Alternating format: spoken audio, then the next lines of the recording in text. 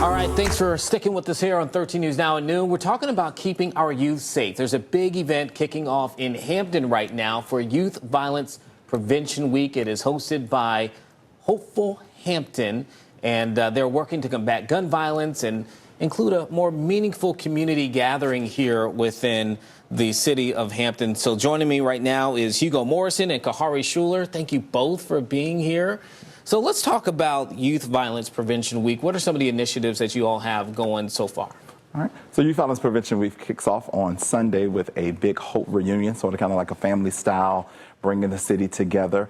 It's at Gosnell Hope Park, and it'll end the week with a gala at the Virginia Air and Space Museum to celebrate all of the success that we've seen this year, celebrating grassroots organization, as well as remembering those who have lost their lives due to the impact of gun violence. Why is this work so important? Kahari, I'll share this. Why is this so important that we not only have a week like this, but support our youth within the community? Because it brings the community together to reduce community trauma and prevent violence in our area.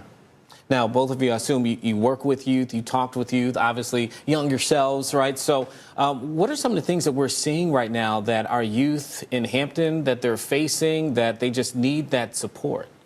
Yes, so there are a number of stressors that our young people are facing that allows them to be supported in this space. Some of it such as bullying, peer pressure, the stressors of unaddressed trauma, and those cycles of access to guns, as well as some of our judicial system. So Hopeful Hampton has really done a study about the sub-causes of violence and why it occurs in our community, and we're trying to address that in pockets of our community.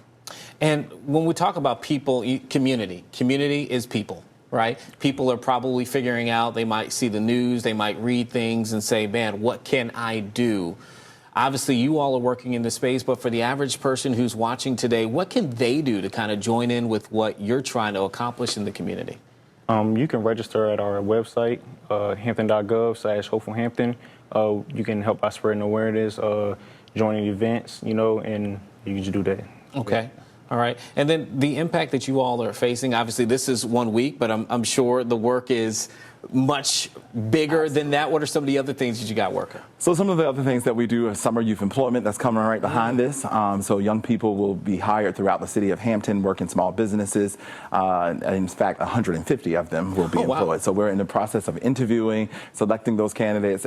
We also wrap around additional layers of supports and services around families and young people who need our service. So this isn't just a one-time shot. It's an ongoing, everyday what our office does. And the whole purpose of the Office of Youth and Young Opportunities is to prevent the loss of life, reduce that community trauma that Kihara just spoke about, and to increase trust in government, because government can't do it alone. So we need people and community to work with us, as well as government taking on a collaborative stance. Because we know that trauma is real. Absolutely. Right? And it's impacting so many people within our communities, but also it's good to hear about the opportunities for youth as well. And then how many young people so far have kind of worked within the program that you all have been able to assist?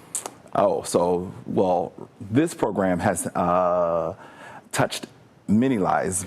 Specifically, we'll be celebrating 6 that we're graduating out of our cohort. Oh, that's great. Out of the Hopeful Hampton Divergent program this year. So this is their culmination week as well. So they'll be graduating this week.